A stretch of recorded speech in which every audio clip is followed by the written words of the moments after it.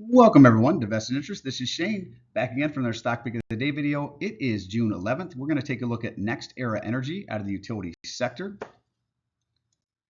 Now, if you would take a moment and hit the thumbs up button down below if you find any value in the content, make sure you are subscribed to the channel. Join us on this journey to financial freedom. Join the Vested Interest community. Hit that notification bell so you're notified whenever we put out any new content. Drop a comment down below. Let me know what you think of NextEra Energy. Let me know what you think of the Stock Pick of the Day series. I do this series Monday through Thursday. I also take subscriber suggestions. So if you have a company you'd like me to cover in the Stock Pick of the Day series, drop it down in the comment section. And any other questions or comments you might have as well. I do personally read and respond to the comments. I'm always interested to hear what you guys are saying out there. Is this one you're watching? Is it one you're buying? Is it one you're selling? Want to hear from you guys, and really do appreciate all the subscribers out there. I think we're over 940 subscribers, so the channel continues to grow because of people like you.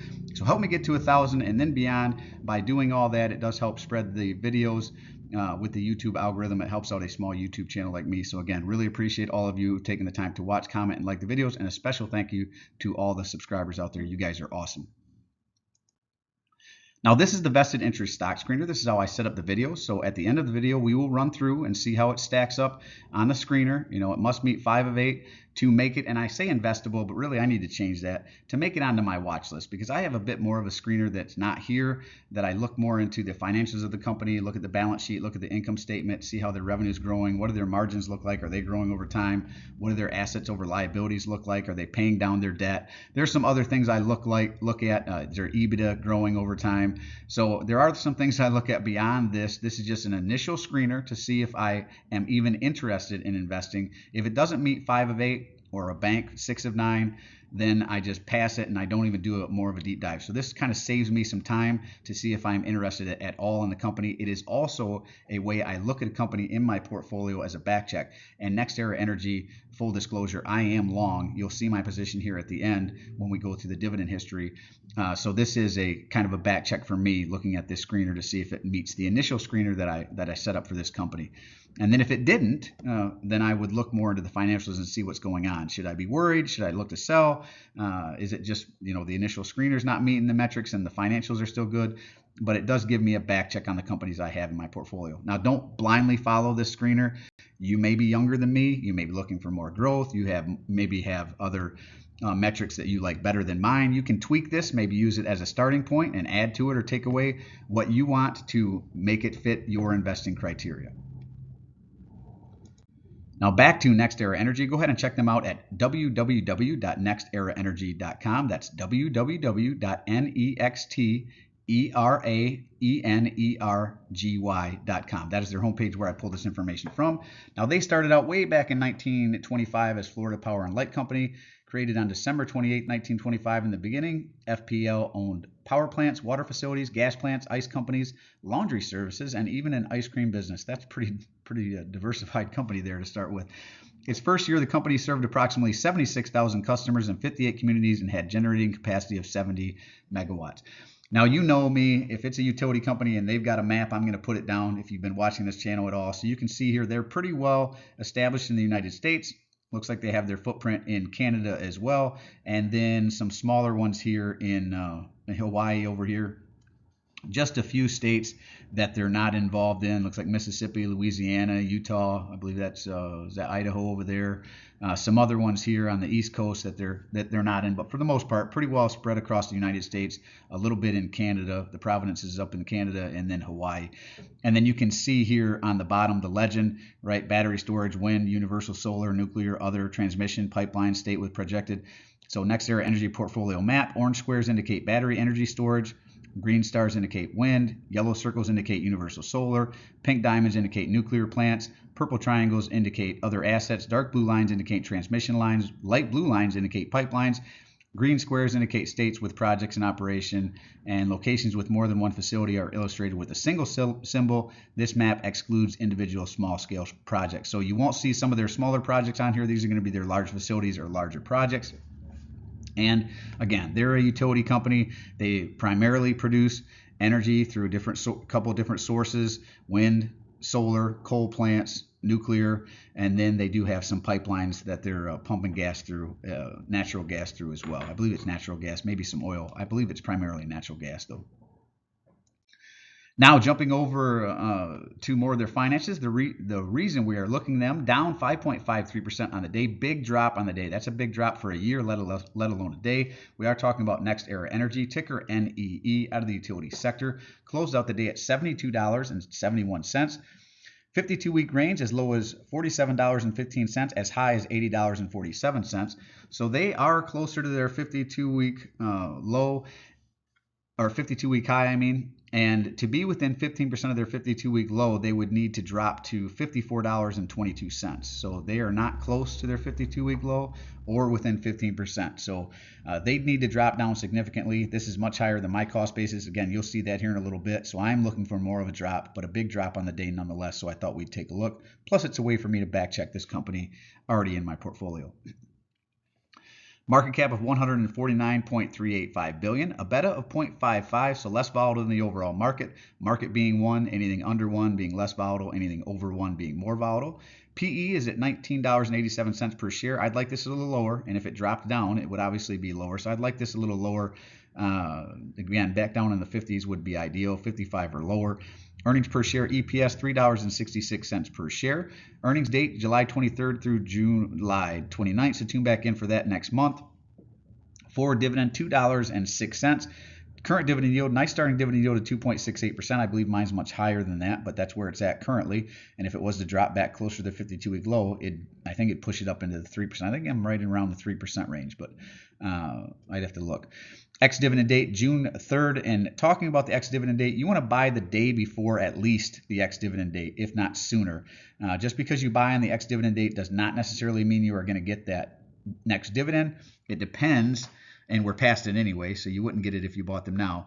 I'm just talking about the ex-dividend date here in general. It depends on how your brokerage counts when you buy the shares. Some brokerages might count it on the ex-dividend date as you owning the shares.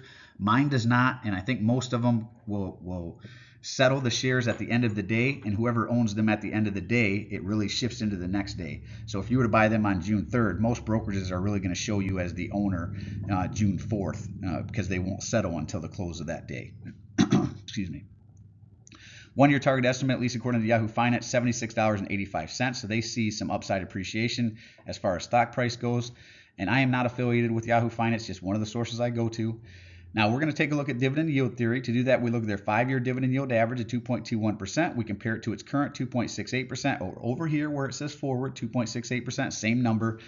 And since it is higher, that speaks to undervaluation, at least according to the dividend yield theory. They are inversely correlated, which means if it's higher, potential undervaluation. If this was lower than their 5-year average, that would speak to overvaluation. Again, at least according to dividend yield theory. Payout ratio is 52.39%. I like under 75%, so this is low compared to what I'm looking for. I like that it's low. It gives them plenty of room to reinvest back into the company, and utility companies are capital intensive. They do have to reinvest back into themselves, whether that's building out new facilities, fixing any lines that may be damaged, adding new lines, new solar arrays, new battery storage, new wind generation. All of that is very capital intensive. So these companies tend to be capital intensive. So I like their payout ratio to be low. This is nice.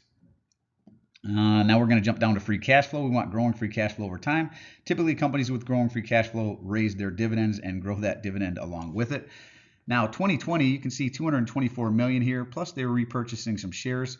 2021 does not look good, and I will say utility companies, because they're capital intensive, they're always reinvesting back into themselves. None of them look very good. You're always going to have some negative years built in there over a 4 or 5 year period, because they're doing just that. They're building more plants, they're making acquisitions, they're fixing things that have gone bad. You might have a bad storm, hurricane, tornado that goes through. They've got to fix all that, right? That takes capital.